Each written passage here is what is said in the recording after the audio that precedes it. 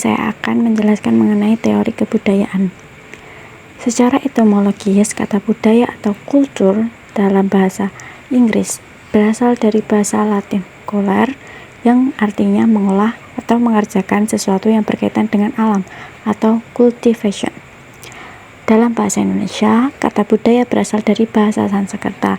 Budaya yaitu bentuk jamak dari kata budi, yang artinya budi atau akal. Menurut Dewantara, budaya atau kebudayaan mempunyai persamaan terminologi dengan kata kultur dari bahasa Jerman, kultur dari bahasa Belanda, dan kultur dalam bahasa Inggris, yang semuanya mempunyai arti hasil dari peradaban manusia. Kata kultur tersebut berasal dari bahasa Latin cultura, yang sebelumnya bernama coller, yang berarti usaha untuk memelihara dan memajukan budi, akal, atau jiwa.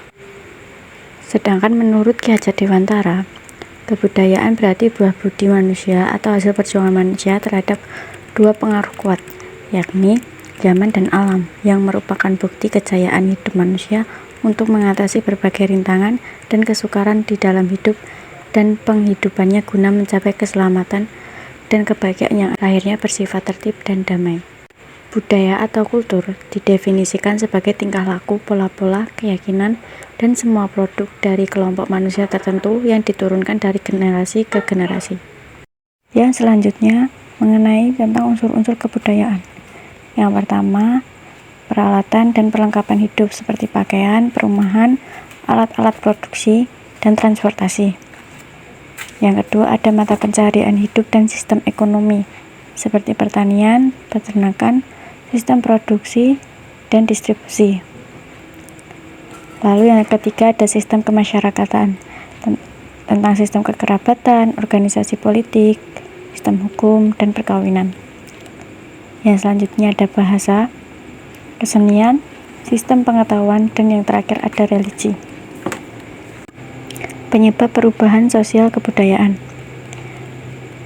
Yang pertama ada faktor intern,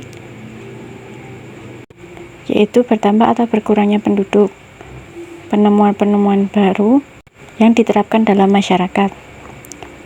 Selanjutnya ada pertentangan dalam masyarakat, dan yang terakhir ada pemberontakan. Yang kedua ada faktor eksternnya. Yang pertama ada perubahan lingkungan fisik manusia atau bencana alam. Yang kedua pengaruh kebudayaan masyarakat lain. Yang ketiga peperangan. Faktor-faktor yang mendorong perubahan sosial kebudayaan. Yang pertama ada kontak dengan kebudayaan lain. Yang kedua sistem pendidikan yang maju. Yang ketiga sikap menghargai hasil karya orang lain dan keinginan untuk maju. Yang keempat toleransi terhadap perbuatan menyimpang. Yang kelima sistem lapisan masyarakat yang terbuka. Yang keenam penduduk yang heterogen. Yang ketujuh ketidakpuasan masyarakat terhadap bidang-bidang kehidupan tertentu. Yang selanjutnya orientasi ke depan, dan yang terakhir nilai meningkatkan taraf hidup. Selanjutnya ada faktor-faktor yang menghambat perubahan sosial kebudayaan. Yang pertama ada kurangnya hubungan dengan masyarakat lain. Yang kedua perkembangan ilmu pengetahuan yang lambat. Yang ketiga sikap masyarakat yang tradisional. Yang keempat adanya kepentingan-kepentingan yang telah tertanam dengan kuat. Yang kelima, rasa takut terjadinya kegoyahan dalam integrasi kebudayaan. Yang selanjutnya, prasangka terhadap hal baru, hambatan ideologis, kebiasaan, dan yang terakhir sikap pasrah. Yang selanjutnya, peran kebudayaan dalam kehidupan manusia. Segala sesuatu dalam hidup kita mencerminkan suatu kebudayaan, mulai dari bahasa, cara komunikasi, sikap, pakaian, hingga alat yang kita gunakan sehari-hari. Nilai-nilai luhur bangsa merupakan hal mendasar yang perlu dilestarikan dan diwariskan dari generasi ke generasi. Sebagaimana yang tercantum pada Pancasila, nilai-nilai luhur tersebut berupa norma dan etika, tertulis dan tidak tertulis. Budaya juga dapat mempengaruhi cara seorang berpikir, berbicara, dan bertindak. Perbedaan budaya seringkali dapat menimbulkan kesalahpahaman, konflik, dan prasangka terhadap orang atau kelompok tertentu jika tidak dipahami dan dikaji lebih lanjut. Beberapa faktor yang menyebabkan perbedaan budaya. Yang pertama ada faktor istiadat. Nilai-nilai adat tidaklah sama. Setiap suku mempunyai adat istiadat yang berbeda-beda. Yang kedua ada faktor agama. Agama merupakan faktor yang paling mempengaruhi norma dan nilai yang dianut seseorang, karena setiap agama mempunyai perintah dan larangan yang berbeda-beda. Yang selanjutnya ada faktor lingkungan. Lingkungan tempat seseorang tinggal dan tumbuh juga menjadi faktor yang sangat mempengaruhi kebudayaannya. Yang terakhir ada faktor kebiasaan.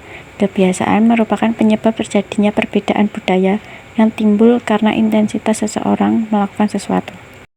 Dari teori kebudayaan yang sudah dijelaskan tadi, dapat diambil kesimpulan bahwa kebudayaan adalah kumpulan pola-pola kehidupan yang dipelajari oleh sekelompok manusia tertentu dari generasi-generasi sebelumnya dan akan diteruskan kepada generasi yang akan datang. Faktor utama terjadinya perubahan kebudayaan yakni kita seringkali bertindak berdasarkan atau sesuai budaya yang kita serap dari satu generasi ke generasi berikutnya, atau budaya yang kita peroleh dari luar kita bawa masuk untuk dijadikan budaya dalam lingkungan kita. Itu saja yang dapat saya sampaikan mengenai teori budaya. Apabila ada kekurangan atau pengucapan dalam suatu kata atau kalimat, saya mohon maaf. Terima kasih.